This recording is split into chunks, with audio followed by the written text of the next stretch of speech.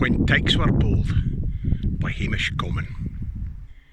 I sing the lusty days of old, when hearts were stout and Tykes were bold, when oft the sound of strife and war resounded loud through fair Grimar.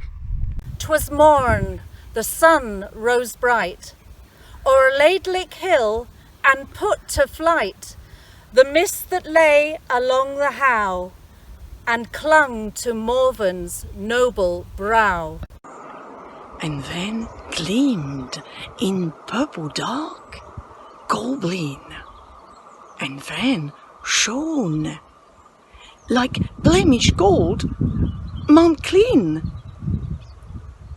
while dim majestic Lord Nagar stood sentinel over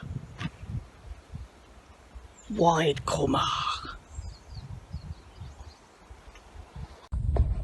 Wrapped in deep slumber, Tarland lay, nor dreamt what may become that day.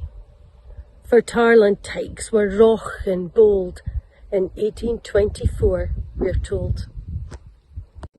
'Twas trysting day, and scarce the sun his daily journey had begun. Ere into Tarland town they flocked, until the market stands was blocked. Horses and cattle, sheep and pigs, with men on foot and men in gigs, neither in sidecars nor in fords, did rustics travel, then like lords. They came from Colston, cool and coarse, the Cushney folk appeared in force, while o'er the Birkhill from Strathawn the Towie Chiels came trudging on. The moorland o'er, the Glenna down, they came that day to Tarland town. 'Twas noontide hour, much chaffering done. The market thinned as one by one the beasts were sold. The bargains struck, with antering croons tossed in for luck. And now the steps of all were turned, the siller in their pockets burned. Towards a tavern in the square, a noted hostelry, and there they sealed their dealings with a drink of Mountain Dew and many a clink. Of glass on glass was heard that day, as Hilly toasted Winnie Bray, or Wasty drank the health o' Eastie, from whom he'd brought an Unca Beastie! The day wore on, they grew hilarious, and things began to look precarious, for they forgot that every stranger in Tarland was exposed to danger, unless he treated with respect the Tarland Tyke, but little recked those merry men from Firth the slack. Their words grew fierce, and looks grew black. They answered with light-hearted banter. They found like honest tam o'shanter. Wi home-brewed ale they feared nae evil. Wi Uskeba they'd faced the devil. But hark, what means that sudden shout? Those rushing feet? Without a doubt some sight that could not be o'erlooked, some insult that could not be brooked, had roused the Tarland blood at last. And ere another moment passed, the fat was in the fire, and now, ye men of Lochal, ye must bow the knee to better men or fight. In Tarland, mind ye, might is right. As bees buzz out with angry fight, when plundering herds assail their bike, my muse is getting stale and flabby. That's twice I borrowed lines from Labby. So now from every lane and alley, the townsmen to the struggle rally. From Corrachee to Preston-Dye, their thunderous slogan cleaves the sky. Come on, ye Cushney cowards are, come on, we'll give you Tarland law. Come on, ye Shargas fae Clinkindi, we'll learn you to kick up a shindy. So is the battle joined, and so the warriors choose them each a foe. Shades of Fitzjames and Roderick Dhu, behold your combat fought anew 100 times in that old square. As leaps the panther from his lair, as swoops the falcon on its prey, rush Tykes of Tarland to the fray. But not for them the belted plaid, and not for them the glittering blade. They'd never been to boxing schools, had never heard of boxing rules.